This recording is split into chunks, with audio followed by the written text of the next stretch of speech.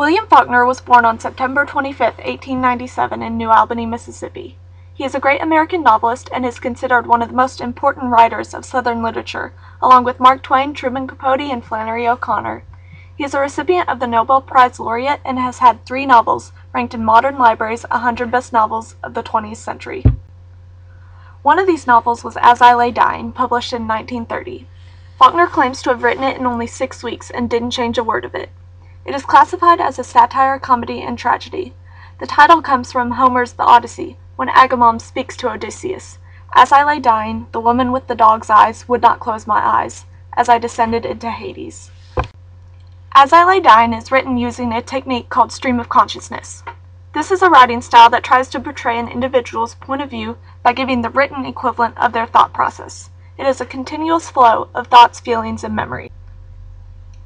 The book is set in the fictional Yoknepadawata County, which Faulkner based on his Mississippi home. Most of his novels are set in this location. The time period is the 1920s. The novel is narrated by 15 different characters. The plot follows the story of the Bundren family. Addie and Aunts Bundren are the head of a poor southern farming family. They have 5 children: Cash in his late 20s, Darrell, Jewel, Dewey Dell, and Vardaman, who is only 7 or 8. We also meet a few other characters: the Tolls, the Bundren's neighbors, Peabody, the family doctor, Leif, a young man who has impregnated Dewey Dell, and Whitfield, the local reverend, who is actually the illegitimate father of Jewel. The story begins with Addie, who is very ill and expected to die soon. The oldest, Cash, puts all his efforts into building his mother's coffin. Despite their dying mother, Darrell and Jewel leave town to make a delivery to Vernon Toll.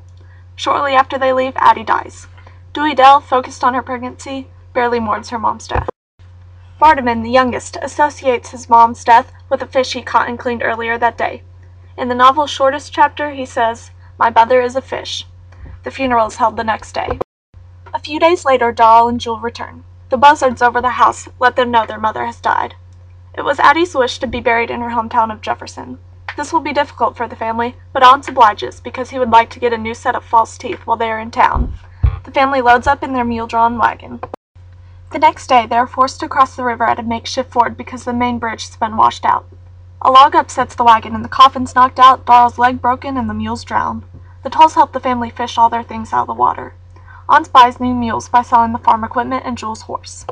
The family enters the small town of Matson, and the residents are disgusted at the smell coming from the wagon. They buy concrete to make a cast for Darrell, and Dewey Dell tries to buy medicine to abort her baby, but the pharmacist suggests marriage instead.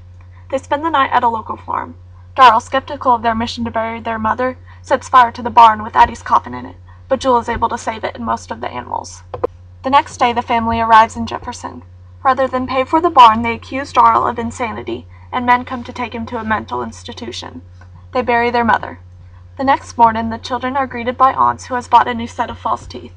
He introduces them to a woman that he met while borrowing shovels to bury Addie with. He introduces her as his new wife.